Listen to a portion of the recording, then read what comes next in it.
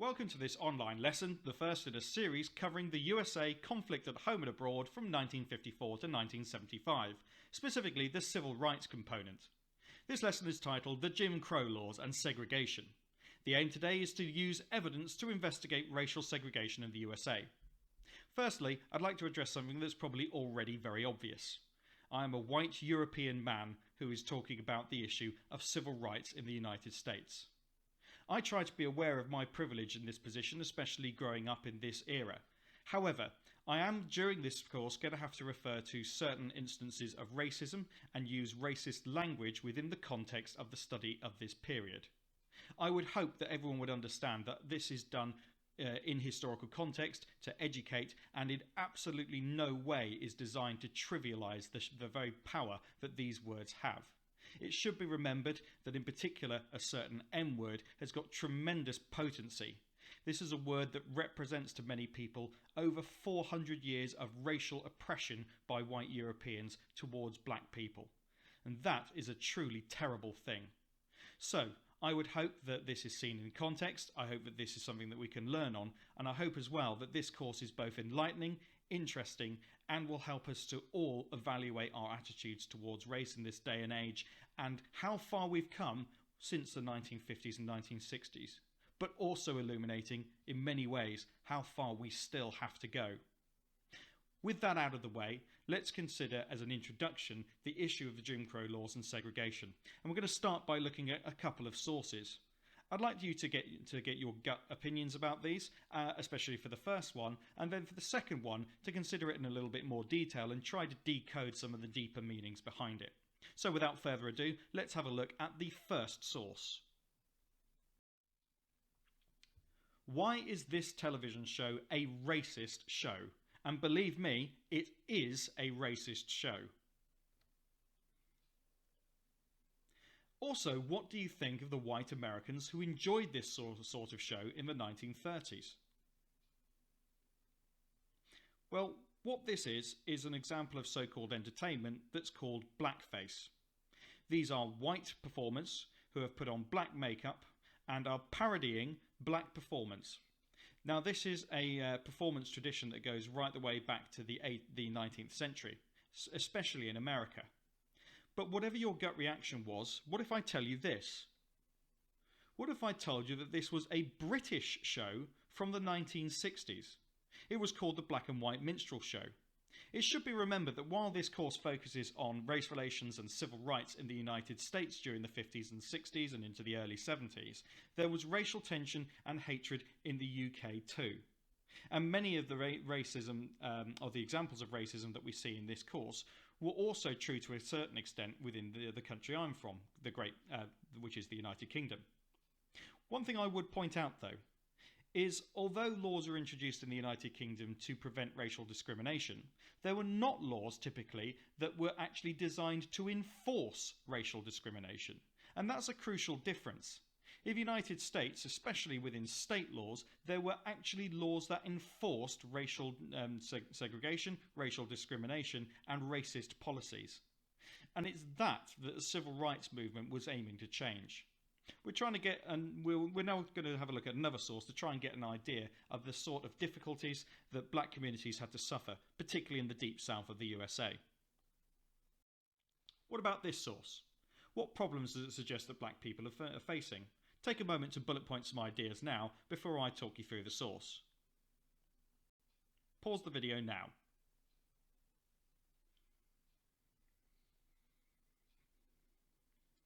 Okay, well, here are a couple of things that you may have noticed. Notice there are two white men who are shaking hands behind the shield. We have one man who is labelled the White League. This is generally assumed to be the group of white people who are against equality for black people. Notice that he's holding a rifle and bayonet. What you may not recognise is that he's basically wearing the uniform of a Confederate soldier from the American Civil War. Remember, the Confederate states fought, among other things, to keep the institution of slavery within those states.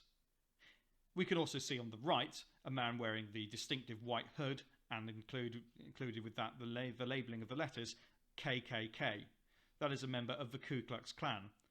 The tools of his trade, specifically a dagger and a couple of guns, are shown.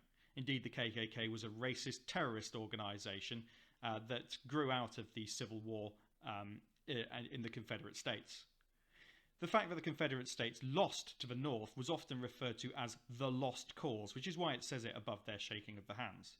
And we can see in the background the sign, the Union as it was, this is a white man's government. The idea that the United States government was very much controlled and run for the benefit of white people.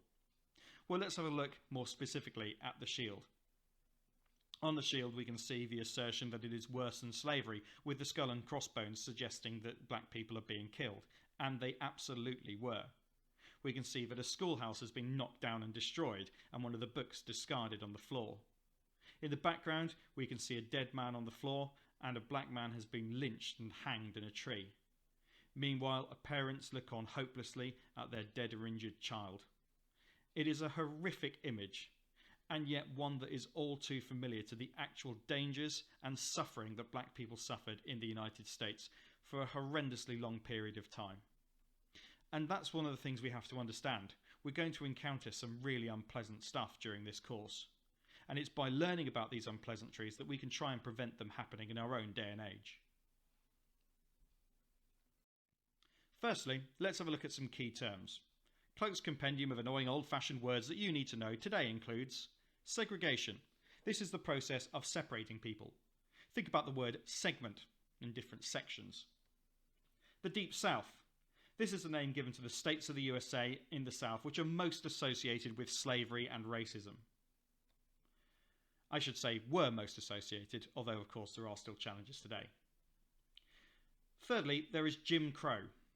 Jim Crow originally was a racist music act where a white performer wears black makeup and mocks black people. However, the Jim Crow laws, which gained their name from this character, is the name given to the segregation laws that existed in the Deep South. So hopefully you can see how these first key words are linked together within the Jim Crow laws. Your tasks then. Firstly, analyse each word. What words are contained within them? Do they give any clues to their meaning? And then record the definitions of each of those key words. While you complete those tasks, pause the video now.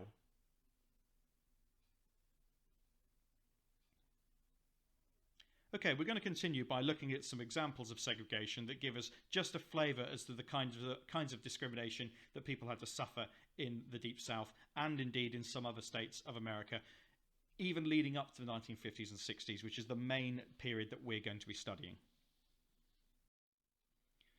Firstly, a reminder about Jim Crow. In the picture, you can see some examples of the Jim Crow character. Remember, this is a racist and stereotyped character. So Jim Crow was a stereotypical and offensive American music hall act. In it, a white performer would put on black makeup and would sing songs that stereotyped black people as stupid, rude, and uncivilized. These acts were very popular with white people, and they gave their name to the Jim Crow laws. In a subsequent lesson, we're going to look in more detail at the legal basis of the Jim Crow laws, but this time we're just going to look at some sources trying to deal with the conditions that imposed and what it might have been like to live under those conditions. In 1876, the first Jim Crow laws were introduced, and they enforced segregation. So what was segregation? Well, the word means to keep separate. In the case of the Jim Crow laws, that meant keeping black people and white people separate in all aspects of life. The white governments of the time claimed that this was separate but equal treatment. However, any fool could see that that was not the case. These laws were vigorously enforced in the South, which had fought to keep slavery in the American Civil War. And so anybody who went against these laws, black or white, could be the victim of quite extreme violence, although most of that was meted out against African Americans and other black American groups. Firstly, we're going to look at some examples of segregated life. You're about to see a series of sources about segregated life in the United States, particularly in the period leading up to the 1950s. Segregation lasted from the 1870s until the 1960s, at least under the law, so there is a lot of variation in terms of what time period the sources are from. In your book or on a piece of paper, draw out the following table, which will help you interpret these sources. Firstly, have a column that gives details of what the sources are showing. So here you can describe the more obvious details of what's going on. Secondly, I want you to consider, or rather infer, what effect that would have on black people's lives. So what would this mean for their lives? And lastly, how would this make you feel if you were in their position? It's really important to try and understand, especially if you come from a position of relative privilege, exactly how these measures made people feel. Because that's going to become a really important point, and indeed became one of the crucial points to the Supreme Court in later cases that we'll look at in a future lesson. So, take the moment to draw out this table now. You'll probably require most of a page to make your notes, so give yourself plenty of space. Pause the video while you draw it.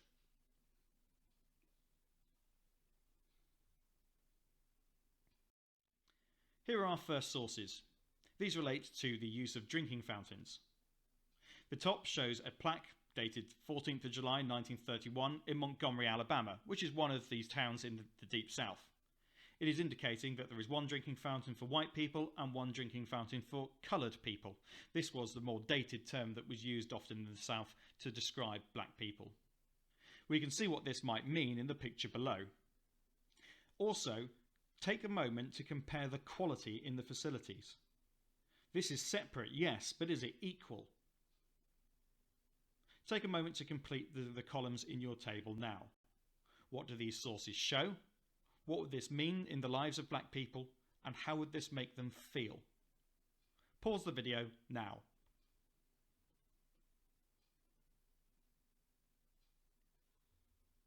Okay, hopefully you're starting to get a few ideas. Let's have a look at the next source.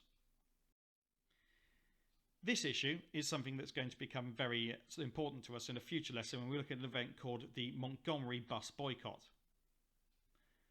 You can fill in your table on the basis of this source whenever you're ready. What it shows is a segregated public bus in Alabama.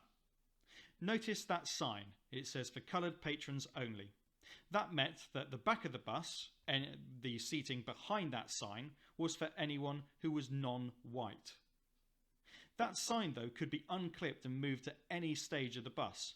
So in theory, if enough white people got on, the black people would have to start standing up, and eventually the bus might entirely fill with white passengers, and therefore no black passengers would be allowed to sit down, including women with children, as shown pictured here. So take a moment to fill in your table again. What does this source show? What would this mean in the lives of black people in America? And how then would this make them feel? Pause the video while you complete the table.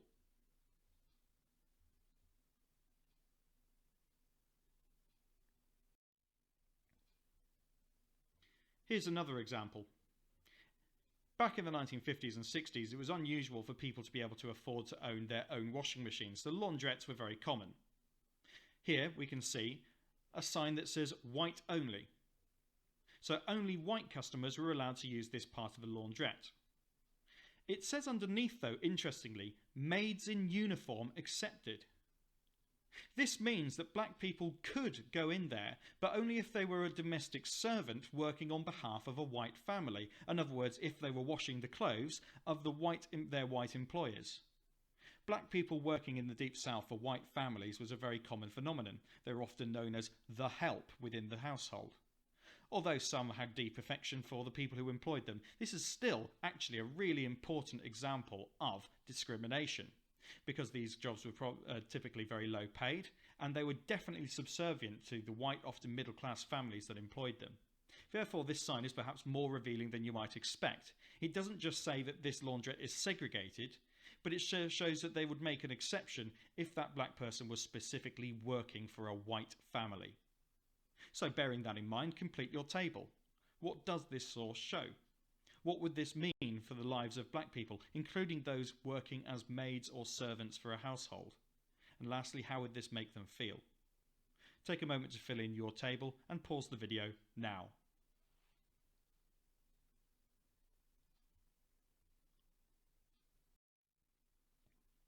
Here's another one that shows the beginnings of change. This is Green's Diner. It serves white customers only. If black people wanted to sit in there, they would have to sit in their own section if they were allowed to be served at all. And so this group of people has decided to picket this particular restaurant by standing outside. That shows that they have a desire for change and that they are now feeling empowered to make that desire known. However, consider what it would be like living in a town where perhaps you wouldn't be able to go out to eat, or if you did, you would have to sit in second-class seating to do so. Take a moment to fill in the columns on your table again. So pause the video now.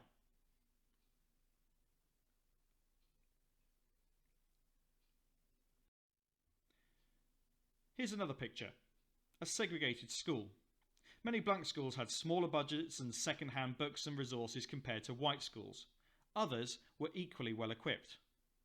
One of the things that's really important when we look at one of our next case studies, which is a case called the Brown versus the Topeka Board of Education case of 1954, is that some black people might go to a really well equipped school, but they might have to travel a lot further in order to get there compared to their white peers.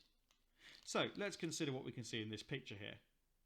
It's a pretty peaceful sign, but think about the inherent racism and discrimination in separating children within schools, or indeed separating children into different schools based upon their racial heritage. Pause the video now and complete your table.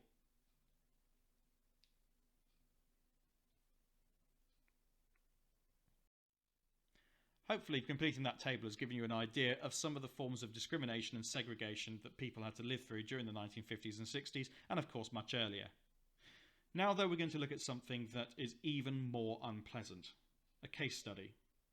What can the murder of Emmett Till tell us about segregation in the South? You might want to add that as a subheading now.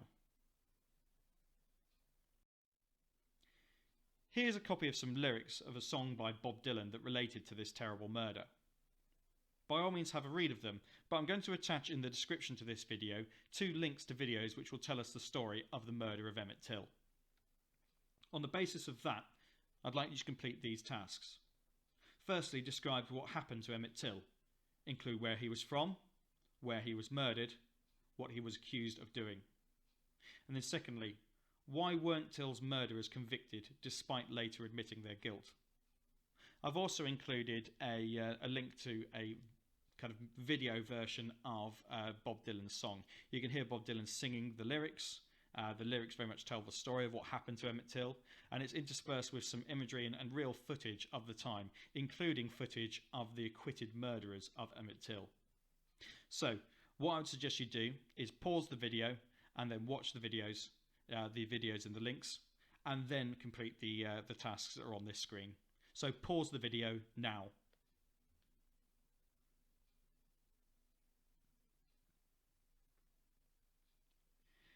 It is at this point, if I was teaching this lesson in the classroom, that I'd be having to make a judgment call as to whether I actually show them the image of Emmett Till's poor disfigured face after he'd been murdered.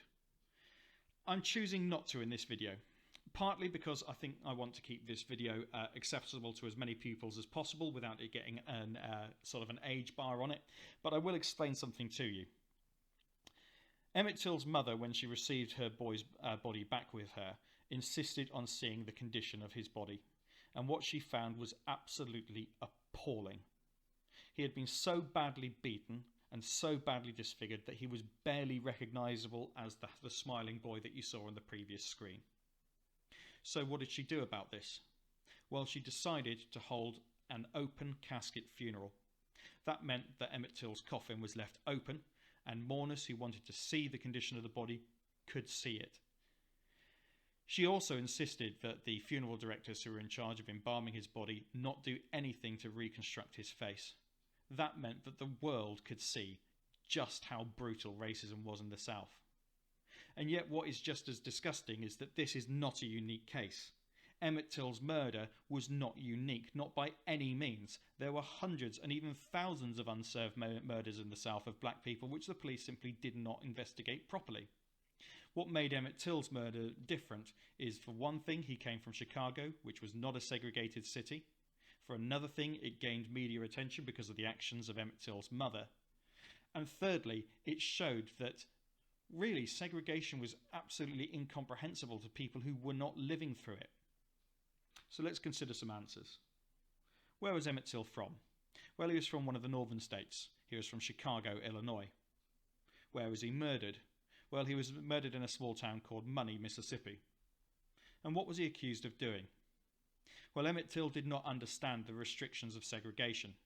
What he was accused of doing was so-called talking wise to a white woman.